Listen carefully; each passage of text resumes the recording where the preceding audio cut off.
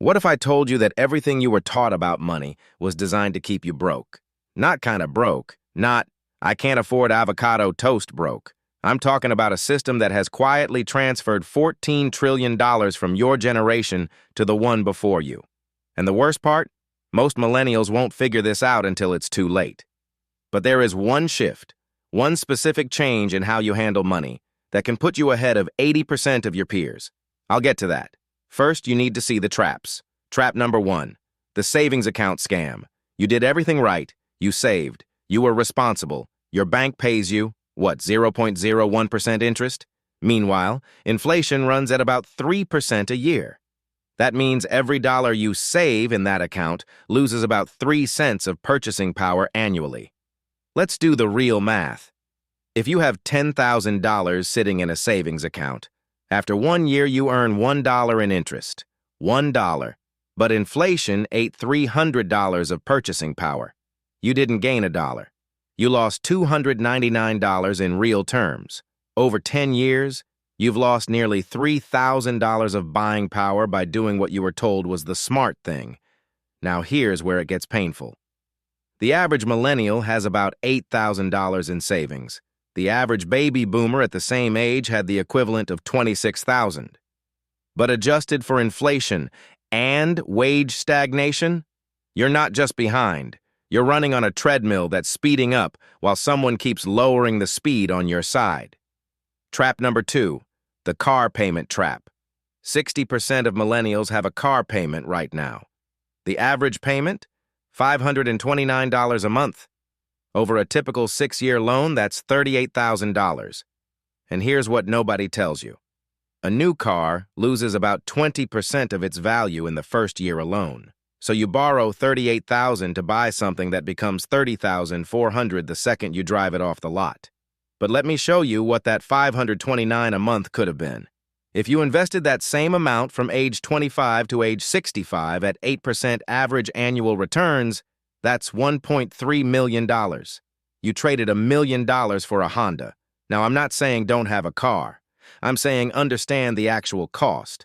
The sticker price is never the real price. The real price is what that money could have become. Trap number 3, the lifestyle creep monster. You got a raise, $5,000 a year more. Finally, right? But what happened? You upgraded your apartment, got the better phone plan, started ordering delivery 4 times a week instead of 2.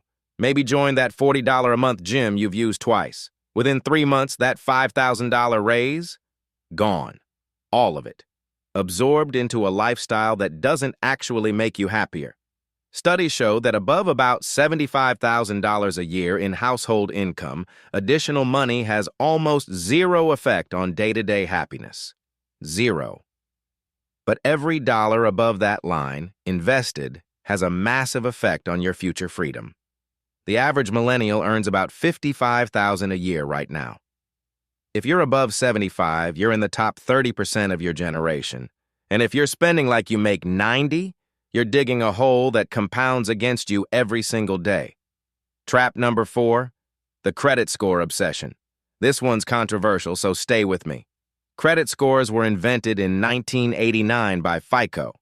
Before that, lenders actually looked at whether you paid your bills and had income. But then the industry created a single number that would convince you that borrowing money was not just normal, but virtuous. Think about it. A good credit score means you're really good at borrowing money and paying it back with interest. That's it. It doesn't measure wealth. It doesn't measure savings. It doesn't measure intelligence or discipline. It measures how profitable you are for lenders. 72% of millennials say they stress about their credit score. But here's what Dave Ramsey's team found when they surveyed 10,000 millionaires. The average millionaire credit score, they didn't even know. Because wealthy people don't build wealth by borrowing. They build it by owning. Your credit score is a grade on how well you serve banks, not how well you serve yourself. Trap number 5, the waiting trap. This is the one that hurts the most. I'll start investing when I make more money, when I pay off my loans, when the market isn't so crazy, when I have a better emergency fund. Let me show you what waiting costs. If you start investing just $200 a month at age 25 and you get average market returns of about 8%, by age 65 you have about $700,000. You put in $96,000 of your own money over 40 years. The market gave you $600,000 in growth. Now what if you wait just 10 years and start at 35? Same $200 a month, same returns. You end up with about $300,000. 10 years of waiting cost you $400,000. You didn't spend $400,000. You just waited. Time is literally the most expensive thing you'll ever waste. And here's the part nobody wants to hear. Over half of millennials have less than $5,000 invested for retirement right now. Not saved, invested. 42% have zero in the market. None, which means almost half an entire generation is currently losing the one asset they can never get back. Time. So let me give you that shift I promised at the beginning. The one change that puts you ahead of 80% of your peers. It's not complicated. It's not a secret crypto coin. It's not a side hustle. It's this. Automate your investments before you ever see the money. Not saving. Investing. There's a critical difference. Saving is setting money aside. Investing is buying ownership in companies that grow. If your money isn't growing at 7 to 10% a year, inflation is eating it alive. Full stop. Here's how to start this week. Step 1. Open a Roth IRA if you don't have one. Anyone with earned income can. You put after-tax money in, and it grows completely tax-free forever. Step 2. Pick a low-cost S&P 500 index fund. Not individual stocks, not crypto. Just buy a tiny piece of the 500 largest companies in America for almost zero fees. Step 3. Set up automatic contributions, even if it's $50 a month to start. The automation is the magic.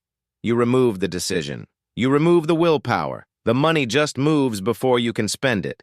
Then increase it by 1% every 3 months. You won't notice the difference, but your future self will literally be a millionaire because of it. Let's bring this together. The average millennial is losing money to savings accounts that pay nothing, car payments that eat their future, lifestyle creep that swallows every raise, a credit score system designed to keep them borrowing, and the delusion that there's always more time to start. You don't have to be average. The system is not coming to save you.